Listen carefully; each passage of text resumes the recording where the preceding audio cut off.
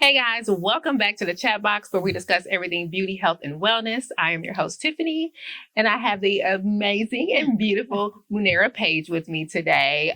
She's not only a lifestyle content creator, but she's a mother, a wife, with 3 beautiful children. And I'm so glad to have you on for this topic, girl, because I know you know all too well about the balancing act. Yes, absolutely. We actually have 4 daughters. Our oldest doesn't live with us. She lives with her mom. So that's true. That's true. We're a blended family. A blended family making it work.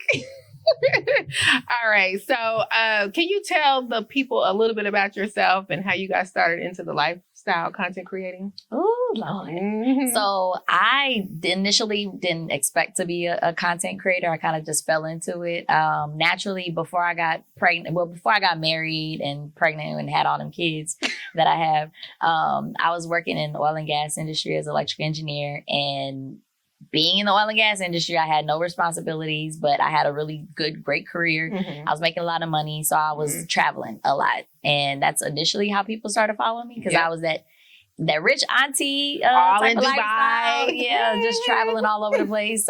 Worry about no man, no kids, none of that stuff. So I started doing that, and I actually was posting a lot of hair products and hair videos as well. And then met my husband. Then the wedding had went viral before Instagram weddings went viral. Yep. We got married in Jamaica. Yep. And then I went from no experience with kids to popping out twins first. So that was a whole journey in itself. So after that, I had another one, Zuri, and it just started growing from there. So everything that I did, all the different transition periods of my life, I just post that, and people, I guess, were relating to it, and they were like, "Oh, I like her. I'm gonna follow her." Yeah, well, that is so true. I was drawn to you because of that, right? Mm-hmm. And your beautiful kids, and just seeing you grow, right? And your audience, that. Your audience is growing with you. So this has actually got her start, y'all. But we're going to go ahead and into our hot topics first, before we deep dive into the balancing act and how we can, work motherhood as well as self-care. So when it comes to our hot topics, I'm sure you've seen the clip of Halle Bailey when she was accepting her award with the Essence Awards. What is that? The Essence Black Women in Hollywood Award. Mm-hmm. And she was talking about how she was hiding her child from the world and why she chose to do so. Everyone was speculating that she was pregnant, right? But she didn't want to announce that she hid it, and she had the baby, and voila, here's the son, right? It's a son? Yeah. Mm-hmm. So what are your thoughts on hiding your pregnancy and, honestly, I don't see anything wrong with it. I feel like however you want to handle that whole journey of you being pregnant, if you want to share it with the world, great. If you don't, great. I think a lot of us probably may not be able to relate to her on the level, because she's a celebrity where she's in the public eye constantly. She just came out with the movie Mermaid. She had a lot of support, but at the same time, I'm sure she faced a lot of criticism too. Absolutely. And when you're pregnant, you want to be in a safe space. That's a special moment that you're kind of going through and experiencing. And I'm sure she's spiritual. So, you just want to protect everything about your family, your baby. You're going through all these motions where it's something that's new to her. So she's not able to, she's never experienced that. So for her, it probably was best for her to keep that, personal to herself and protect herself, her space, her family from her child. Because, when you're pregnant and you're experiencing a lot of emotions, if you read negativity and you're dealing with negativity, you could bring that on your child. Exactly. So I'm proud of her for making that decision and choosing herself first and her family. Because ultimately that's what matters, That's true. So when you were pregnant with your second pregnancy? Me, I was opposite. Because me, I'm a people person. I was inexperienced. So I also turned to social media for help, because I was like, y'all, what is this I'm feeling? Because, I was the person where I was calling the nurse 24/7, but sometimes I couldn't get the nurse, so I'm asking my peers on social media, like, hey, y'all, because y'all got a lot of kids out there. So I'm asking, what is this? Or what can I do? Or am I doing something wrong? I felt like the audience that I have, we have built a relationship. So I felt like for me, it's different. I'm in a public eye in a sense, but not on Halle Berry. not on her level, Exactly, not on the Little Mermaid's level. Yeah. You know, so sometimes I would read like some negativity, but mine is very minimal. Like most of mine is all positive on there. So it wasn't something that I was necessarily concerned with. Like I said, the audience that I have, they're very personal to me. We've grown together through all of the different journeys in life. They've seen me grow, watch me through, you know, different things that I've experienced. So that was just another add-on that I felt comfortable to take my audience along with. Okay. So on this topic still, I'm sure you've seen Ashanti and Nelly have announced their pregnancy. So what do you think about that? Like the same thoughts, or? You know what? I'm over 40. I'm in a space where I've been in this space for a long time where I'm like, do what you want to do. Do what makes you happy. People gonna have something to say. Regardless of whatever decision you make, is people gonna have negative things to say. There's gonna be positive things to say. The fact that, you know, obviously in everybody's mind, they would have loved to see Ashanti do things the more traditional way. Like, you know, the get married, the have a child after marriage. That's something that I personally believe in, but that's me. Like, not everybody believes in the same thing. So I'm not going to force my beliefs on somebody else. Clearly, she's happy. Very. She's with Nelly. They rekindled their, you know, relationship. Spinning the block. Right. Okay. What, 20 years later, they decided to have a kid, and they look happy. Hey, if it works for them, that's cool. I chose the more traditional way. Right. Well, not fully traditional way, but somewhat traditional, where I got married first and then had kids. That was a decision that I personally made myself, because that's what I wanted. But I feel like she's happy. So the Ashanti having a baby in her 40s. Man, with Nelly. see, that's the thing. So like a lot of people are like, you waited that long. Why not do it the right way? You know, but again, that's just... And maybe they're not in a space where they're ready for marriage, or maybe he's not ready for marriage. Nelly really don't give me marriage vibes. But you did see that she snuck in her fiance. So there's supposed... Yeah. Oh, I didn't see that. So when she announced it through Essence, she didn't mention that she's been enjoying this time with her family, her fiance. Oh, okay. So I'm like, I didn't know that. But So where the ring at? We ain't seen the ring though. Maybe they're gonna get tattoos. I don't know. Maybe they on a wait list. I don't know. I don't know. I just, again, it goes back to, I feel like life is so short, and there's so many pressures with everything in life, from what to do, how to do it, your career choice, you know, your family choice. I just feel like, you know, while you're here on earth, just do what makes you happy. That's whatever true. That means. At the end of the day, having kids at 40, 50, 60. First of all, Ashanti look good for 40. She's sure 40, but she don't look 40. Yeah. So I feel like she'll be all right for another, 20, 30 years. Nelly do look 50. Yes, he does. But Nelly has been around the block too. Man, Nelly has other kids, I think, right? Oh, several. Yeah. Like so, his daughter is like almost like 30 or something like that. Like, oh yeah. So he's well experienced. Well, I don't know if he's experienced, because I don't know if he's been around the kids and all that. I would assume, but yeah. Okay. All right. Well, we'll transition to the next topic. So according to the nonprofit American Association of Universal, this is AAUW, mothers only make 58 cents for every dollar that a man makes. So I know, so I know we had the whole women's movement for the rights and all that good stuff, but there's still more work to be done.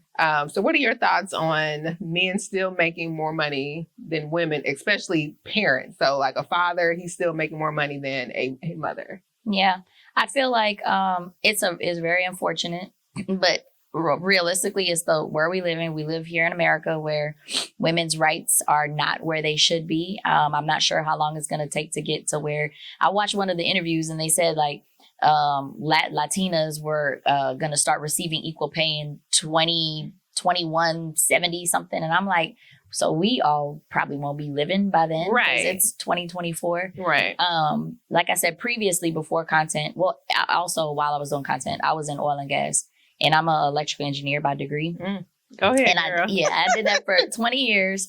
So I have personally seen the inequalities in men versus women working in a male-dominated field. Because I'm an electrical engineer. I was the only female, and then I'm woman of color. I'm only Black female. Yeah. So that was like a double I don't want to say negative, but in their eyes, you know, I'm a Black female in a male dominated field where most of these men grew up, you know, in the country, and they're not used to women being in those type of positions and trying to, you know, to compete with them or tell them what to do. They have a problem with authority a lot of times. Yeah. So I think one of the main things is, even though there's inequalities, I feel like women should not give up on negotiating their pay, their salary. You more than likely will probably not get it in certain situations, and that's tough. But I feel like you should at least go out with a fight. Yeah, like don't let that be a reason for not speaking up and not, you know, giving your worth and explaining to them why you deserve equal pay or extra pay. And a lot of times you don't even know what they're getting paid. But that's true. That's true. Whatever you think your salary is, up it a little bit. Y'all heard that? Know your worth. Know your worth. Know your worth. Demand that pay. Right. All right. So we're going to go ahead and move into our topic today, the balancing act, motherhood versus self-care. And I really wanted to have Muneera on because she does a lot, you know, through social media. She only shares snippets. So I know behind the scenes, there's much, much more. But I think she embodies the having self-care and still being a true mother and a true wife. So I really wanted to get your insights and, you know, helpful, you know, hopefully the ladies will get some tips and things on how they can maneuver through their life. Right. So let's go ahead and get into some of the questions I have. So when it comes to you, why do you think self-care is important as a mother? For me, self-care is important as a mother because I saw my mom be a single mother, come from overseas, come to America by herself in a completely foreign, first of all, my mom's Indian, for those that don't know. My dad's Black African-American. They met overseas, fell in love, got married, had me. Things didn't work out culturally. It was like in the late 70s. So it was unheard of that, you know, Black and Indian, out of all nationalities, they just don't, you know, it just wasn't going to work out. So my mom left and came here, and I saw her leave a very great lifestyle prior to my dad. Like her, you know, she came from a well-off family. She's college educated, had a great job, you know, met my dad, ended up giving up everything to be his kind of trophy wife and live that great lifestyle where she's, you know, just his arm candy. And it didn't work out. And then she had to start over. So seeing that growing up, I saw the importance of taking care of yourself first before you kind of pour into other people. Because when she came here, it was very tough for her to start over, knowing where she came from and then how she had to end up, you know, starting over when she got to America in a completely different country. English was not her first language.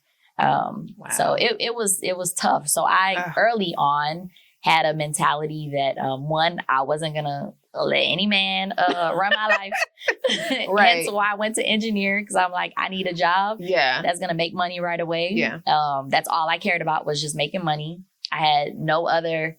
I had a tunnel vision on just that because of what I saw my mom go through. Hence also why I didn't think I was gonna get married and have kids. So all of that kind of, ties into each other. But no, it's very important. And got to a point where I almost, I feel like I allowed myself to not prioritize self-care. And then when I did that recently, I was working my corporate job, my 9-to-5. I'm doing content creating full time. I have all these kids at home. I have my husband at home, and my mom was with us too. So I'm handling all of that. And it got to a point where I was not taking any time for myself, and I was going nonstop from one job to the next job to the next job. And I ended up in ER several times. Really? Yeah, last year.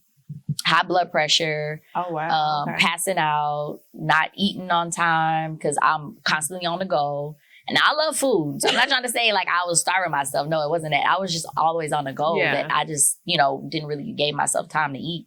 And so once I went to ER a few times, it got to a point where I was like, what the hell am I doing? Like, this is not me. It was like a wake-up call. It was a wake-up call. Okay. Like, okay, girl, get your life together. Yeah. Put yourself first, like prioritize. And I had to reevaluate like everything I was doing and set aside some time for myself. So Wow. yeah, when you don't do it, you might end up in ER like me with high blood pressure. High blood pressure, pass out somewhere, looking crazy. Yeah. Oh, Maybe not wow. that bad, but it's important. Well, I'm glad that you were able to, to take the time that you needed to figure out what your next move was. Mhm. And so I guess during that transition was when you decided to let go of. Mm-hmm. But another thing I had to learn too was to know when to ask for help, because I have a problem with that. I don't really like asking for things because, again, I had that tunnel vision mentality. I'm gonna do everything on my own. It's me. And then I got married and I'm still like, yeah, I got a husband, but it's me.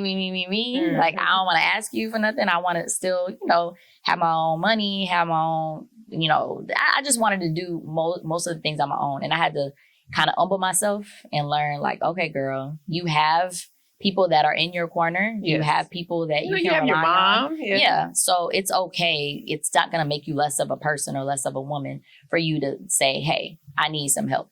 Like, so. Okay. So to that, do you think women can have it all? So, we want the career, we want the husband, we want the beautiful kids, we want the beautiful home, the travel, like all of that. Do you think we can truly have it all? Of course. I think we could truly have it all. But at the same time, I think a lot of women need to realize in order to truly have it all, it takes work.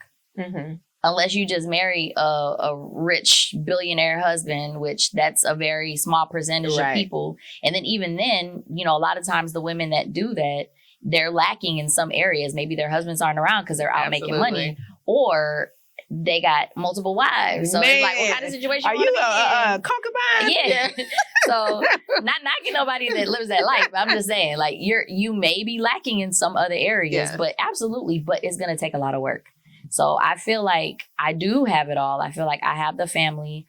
I have the career that I enjoy and love to do. I have my husband. I have my kids. But I work my ass off all the time. So, anything that you really want, it is attainable, but you have to put in the work. Like, there's no getting around it. Absolutely. Like, things are just not going to be given to you unless you got rich parents or a billionaire husband. And that ain't most of us, though. Absolutely. Okay. So there was someone that I know when she was asked, how does she balance it all? Right. She too was a successful businesswoman. She had kids, husband, all that stuff. And I remember she said, there is no such thing as balance. It's prioritizing what's important at that time. So if it's your children that need your time, then that's where your focus is. If your husband needs some time. So there's not a true balance because there is no scale to life, right? But it's just prioritizing, what's important at the moment. So is that how you feel absolutely. As well? I don't really believe in balancing either. Same way. With the engineering background, I'm a very technical person. Yep. And I'm a very organized. I'm organized. So I'm constantly looking at schedules. I'm constantly mapping out, okay, this block, we're going to do this. This block, we're going to do this. This time is dedicated to the kids. This time dedicated to my husband. And it sounds crazy that you have to set aside time for your husband. But with so many things going on, and the older we get, life happens. Life hits hard. And there's so many unexpected twists and turns that occur that you don't necessarily prepare yourself for because you don't know what's going to happen, right? You could wake up and everything could be taken away from you. You could, God forbid, get in a car accident and lose your limbs or, be paralyzed. Just life happens. So I feel like as long as you just try to stay and prioritize what you have going on at the time, then, that's the best we can all do. So when it comes to self-care, what are some of the ways that you indulge, right? So is there, a trip for yourself and the girls, or is it a massage? Like, what are some of the things that you like to do? Me personally, I think a lot of people focus on self-care and think like spa, skincare, massage, skincare. But there's so much more that goes into self-care. It's like internal. For me, self-care is my faith also. Like, I take self-care by pausing and going to God and praying. Like, I start my days in the morning. Before I get on my phone, before I do any of that stuff, I'll start my day thanking God for everything that I have because I'm very aware of the fact that anything could be taken away from you. Yeah. And I live here in America, but I wasn't born here. I wasn't raised here. So overseas, you see a lot of poverty. You see a lot of things that we here in America don't necessarily have the privilege. Mm-hmm. I mean, we have a privilege here that we don't see how other people You're right. suffer. And even, people here in the U.S., people have hardships. Yes, I get that. But we still have access to so many things. We have access to like calling 911 or access to different groups or, 1-800 hotline numbers for suicide or just there's so many avenues. So you have access to things, but overseas it's like they literally don't. Sometimes they don't have access to water. They don't have access to food. Yeah. So I always keep that in the back of my head, no matter what I have or what I accumulate in life, materialistic wise or just anything. I always have that in the back of my head. So I start my days being humble and continuously thanking God for what I have. So that's my real form of like self-care, just bringing it back to that space. But in addition to that, I like to, this is so ratchet, y'all. My form of self-care, I like to drive in my car and I be listening to like ratchet music. Okay, nothing wrong with that. And I went to middle school and high school in Port Arthur. So I'm a little on the ghetto side. Yeah. Like classic ghetto. So I listen to like Screw and like all the down south classics. But I don't know why that I can't even picture you doing that. I know. But that like brings me a little peace of mind. It's so ghetto. It's so that ain't ghetto, that's real. But it's ghetto because if you hear the lyrics of the stuff I be listening to, it's really, it's hard that would like bring me peace. Okay. Because of the stuff they're talking about is not peaceful. But yeah, that's one of my forms of self-care. Self-care. So listening to music, spirituality. They don't even go together. Ratchet music and spirituality. I'm sorry. Ain't nothing wrong with that. Yes. Spirituality in the morning and then a little ratchet music in the afternoon. So, but for the ones that see you on the gram, we see you, taking your girls' trips and you're having a good time. You have brand trips and things like that. So are those opportunities for you to kind of unwind or is that like a turn up? No, I'm over my turn up days because I told y'all I was like, I thought I was gonna be the rich auntie. So I partied like Monday through Sunday. No breaks. Like Monday, Tuesday, Wednesday, Thursday, Friday, Saturday, Sunday. She was outside. I was outside. Before that was outside. So I'm straight on that life. Okay. I feel like I did that. I traveled a lot and I partied a lot. And my husband, he traveled a lot and he partied a lot too. So we're both like on a more chill mode. Side. Yeah, right now. Okay. But no. And I do love self-care, like skincare, massages, all that stuff. I'm just saying that I actually enjoy, but I wouldn't put that like first. As your first form. Yeah, my first. But it's up there, maybe like second, third. But yeah, I just wouldn't put that on the first one. So as a mother, do you ever feel guilty when you want to take that time to yourself? So like maybe your kids are like, Mama, no, or knocking on the door trying to come in, do you ever feel guilty? Like, no, I need to take this time to myself. So for the longest, I was like, hell no. Can I say hell no? Yeah, that's hell. I was like, hell no, I don't feel guilty because I feel like I deserve the time, especially after what I went through last year. And, the girls were a little older when it happened, but still. Recently I took a birthday trip to the Philippines. So I was gone for like, so I had a brand trip before. I came back for 24 hours and then I left for the Philippines. It just happened to fall in the same, I ain't planned it. It happened to fall in the same time frame. So I left 24 hours later, went to the Philippines for like a week and a half. Ooh. Yeah. And while I was gone, they were like, I know you just didn't leave us back to back. FaceTiming. Like. Yeah. And then the little one, she was like, no, one of the twins, she was like, you're a mother. You're supposed to be here. No way. Yeah. And I'm like, girl, I'm trying to celebrate my birthday. Like, y'all got y'all birthdays. Y'all be having y'all parties. And they were like, no, you're supposed to be here. And we got this. So for a little bit, I had some type of mom guilt. But then I had to remember, like, how much I pour into these kids? Like, no, I'm going to be okay. But it did creep up a little bit. Okay. So that was something I didn't really experience before. So I was like, ooh, I think I'm experiencing a little mom guilt. But then I had to think like, okay, this is my time to kind of reset, recharge, and then I could come back and, pour even more into and be them. better. So then that goes to my next question. Do you feel that once you take your self-care time or the time to yourself, do you feel like you're ready now or better when you return or when you get out of that space to be able to be a better mother and a better wife? Absolutely. Because I also realize how I communicate with them. A lot of times when I'm overwhelmed or feeling pressure, I communicate in a manner that they could sense something is going on. Yeah, right? My tone is different. My, mannerisms Demeanor, different. Everything, my posture, everything's different. So they're like, okay, leave her alone because she's probably gonna go off on this in a minute. Yes. And even we just got off a flight yesterday.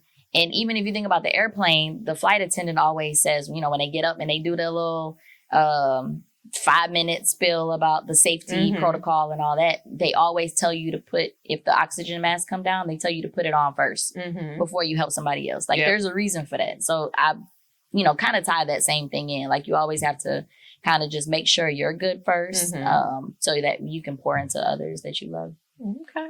All right. So before we wrap this up, is there any advice or any tips that you want to give women out there that are struggling to, find the balance or, just want to do better? Is there anything you want to leave them with?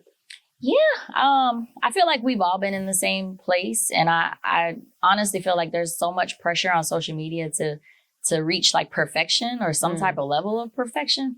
And it doesn't exist. Because if you think about social media, people post what they want to post. They're not going to post the times where, like me, they're stuck in the hospital, right? With all these IVs. I didn't post that, so people don't know that I'm going through all these things. So even though you don't necessarily see somebody going through all these different, parts of their life or different aspects that they experience, just know that you're not alone. Like people just don't share everything because not everybody's that vulnerable to share the bad along with the good, and just know it's okay to feel overwhelmed. It's okay to feel like you're getting depleted. It's okay for you to feel like you have to start over or you don't know what you're doing. And it's okay to ask for help too. And unfortunately, some people may not have the help or the resources.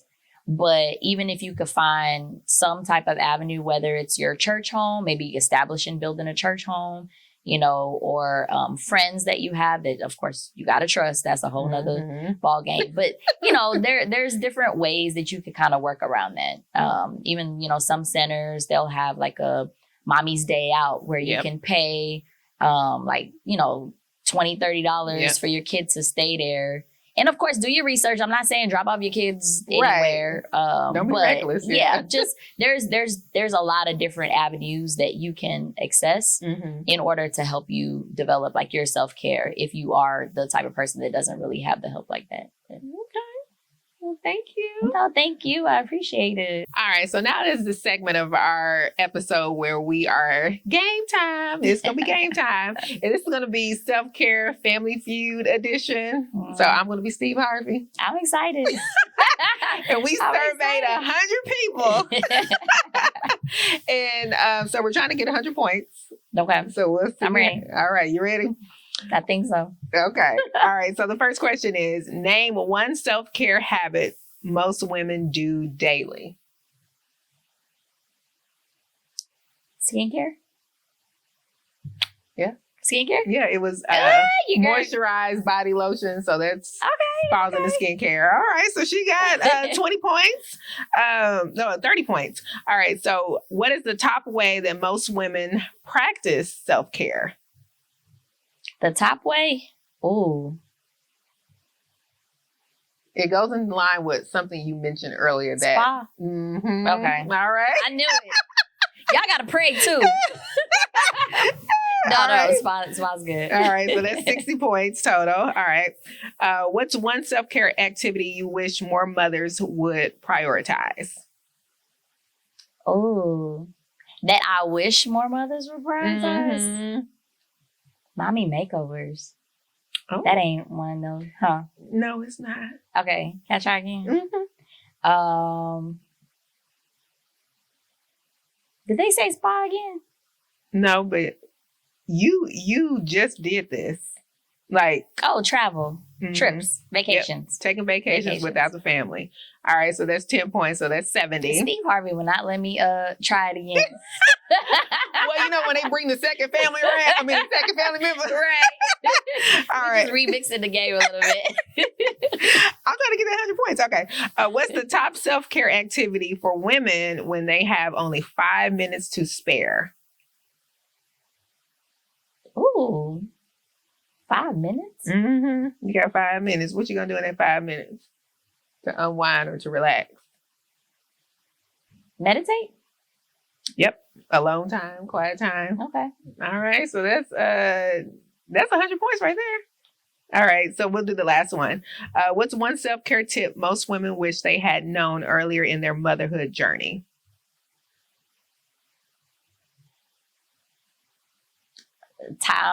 Taking some time away from yourself.